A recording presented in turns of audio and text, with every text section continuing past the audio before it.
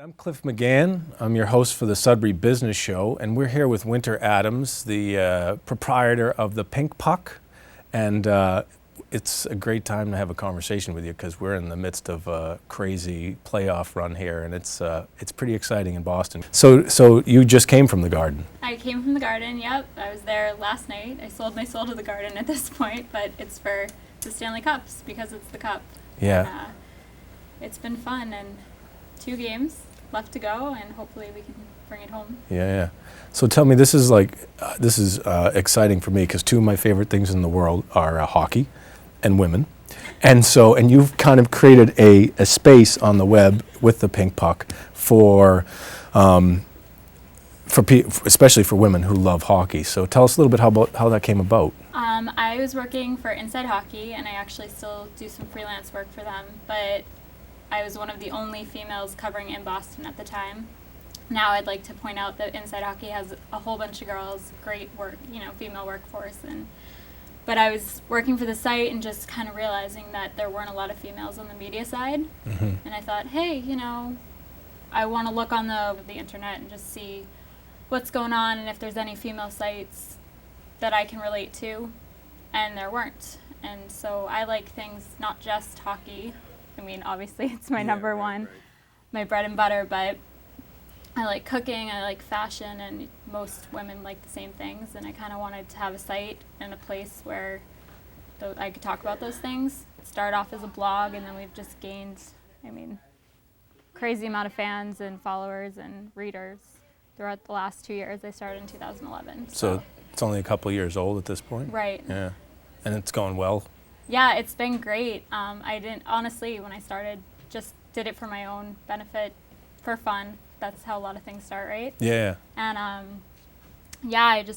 I started just me, and then I got some other girls kind of emailing me saying, oh, hey, I read the site. Would you have any interest in kind of letting me come aboard and, maybe write? I love hockey, and, other girls that love hockey, you can't go wrong there. So I gave them a chance, and now I have 20 girls across the U.S. and Canada in different cities who write for the site. So it's definitely, grown tenfold in 2 years. Well, even I went to college in Canada, and women's hockey was, this is back a few years, was part of, it's just hockey in Canada is a huge thing.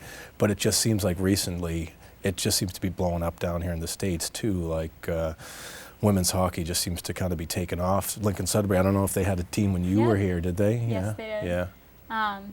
They don't like hockey in Canada. Come on. No, it's ridiculous. It's only under a $5 bill, right? It really is a ridiculous thing there. It's people don't even realize that it's not even the national sport. When I tell people lacrosse is Canada's national sport, no one believes you, right? They're shocked.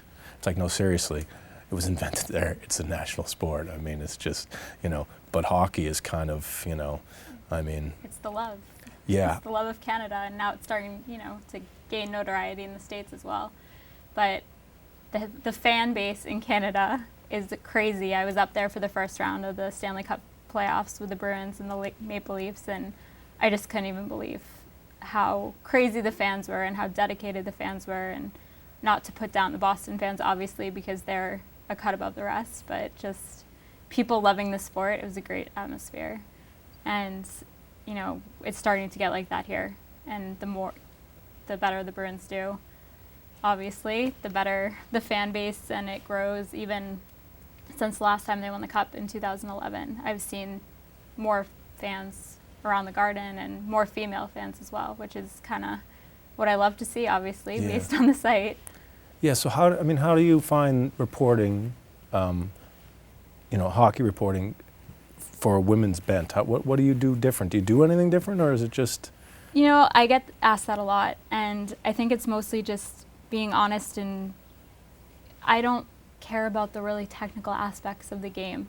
I do. I'm a player. I still play the game, but just kind of talking in a regular voice and writing in a regular voice and seeing it how I see it is a huge part of the site. I don't, if I hop on a site, I can read a game recap anywhere. I kind of want more personal stories or experiences from the game that still give the, the background on the game and what happened, but just from a different perspective. and something that I would be interested in reading is kind of what I try and put out on the site.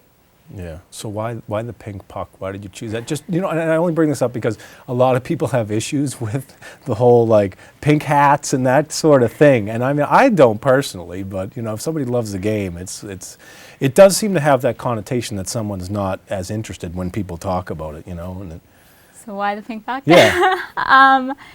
I get asked that, and I wish I had a solid answer, and maybe I should make one up at this point, but pink, everyone associates pink with women. Yeah. That was pretty much Yeah. where I was going. Rolls off the tongue. Yeah. Pink, rink, Yeah. ice rink.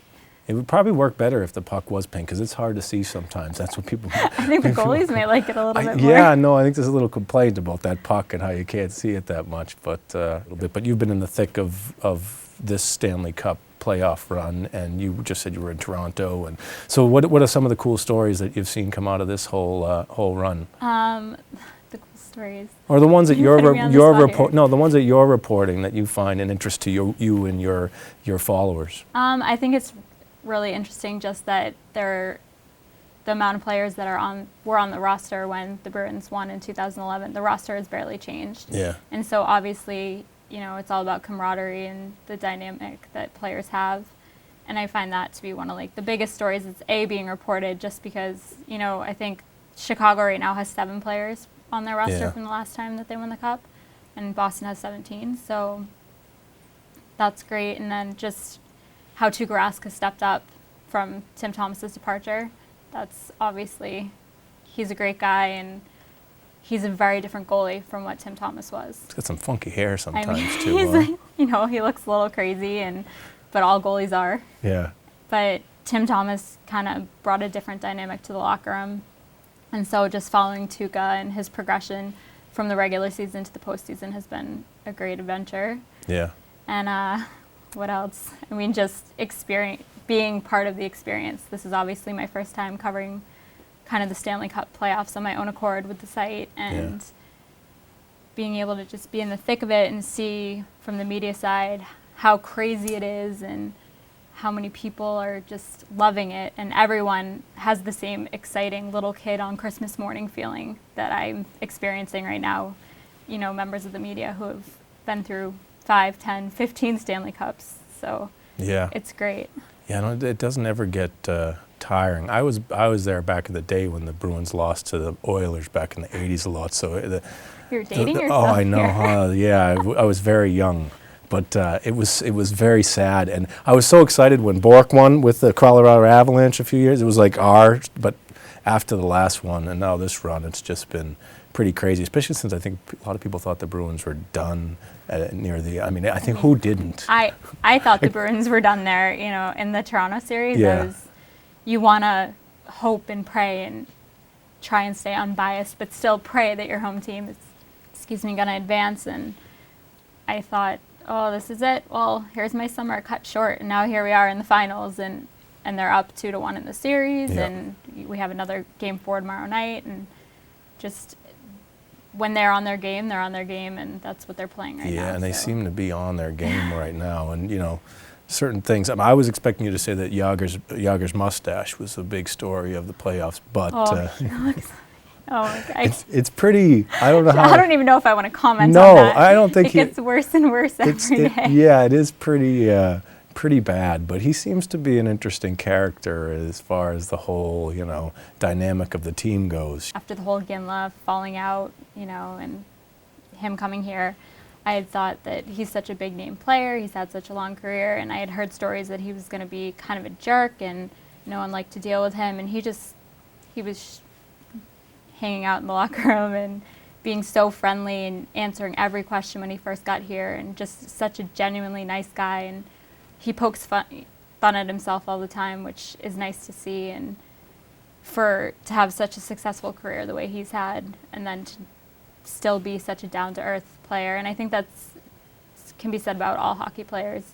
I mean, maybe not all of them. Some of them are a little rough around the edges, but hockey is definitely such a relatable sport.